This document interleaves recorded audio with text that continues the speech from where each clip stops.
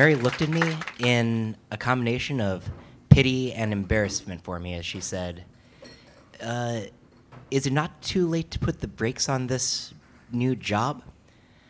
I was interviewing to be her roommate, and I had just asked, what is a local bar? I was moving to Philadelphia from Washington, D.C., a city where the locals and the people who are not locals are segregated from each other and don't ever mix. So this whole concept of local bar, as in, how is the noise at the bar at the corner? Oh, it's a local bar, was totally foreign to me. I was moving to Philadelphia in a month, and when you're looking for roommates, you're always trying to parse out these subtexts, these small, subtle movements that will let you know, who is this person who I met on the internet and I'm asking to live next to for the foreseeable future? Is this person a liar? Does this person do dishes? Is this person a serial killer?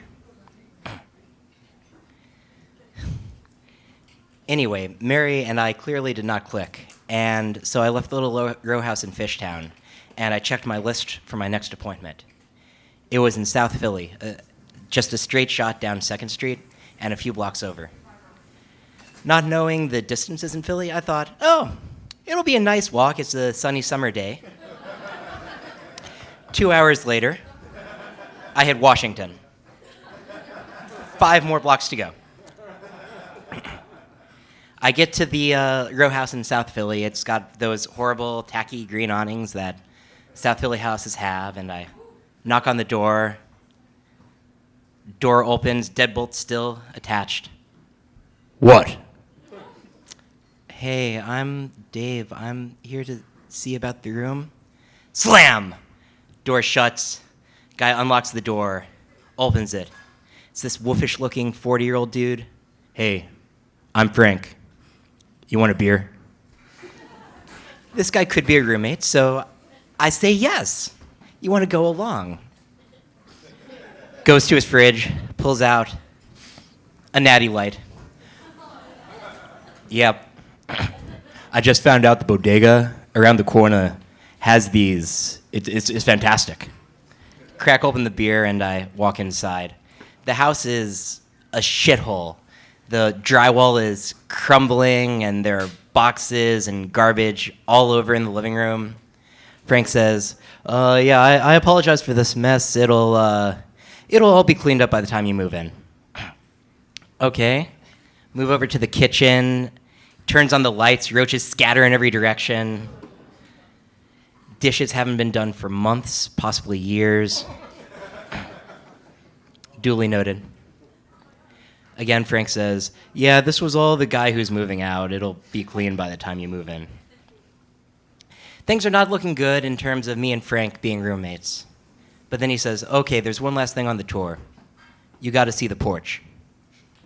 We go outside, and it has an amazing view of the Philly skyline. You can see Liberty One and the Comcast Center and all the other buildings. And I stand there, and for the first time in the whole tour, I think, oh, maybe this is a place I want to live.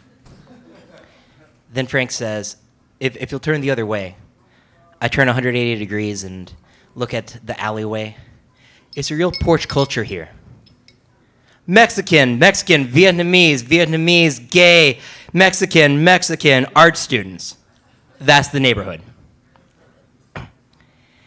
I take it all in, and afterward, Frank and I go back to the porch again, and we're just chatting, talking about, roommate things.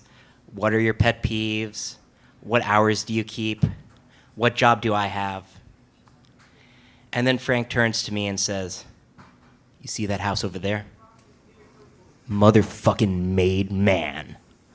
Mafia.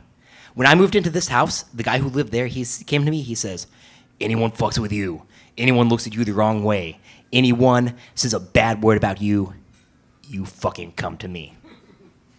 Oh, good to know. Then he points at the house next door to the mafiosos. You see the people who live there? They're really fat.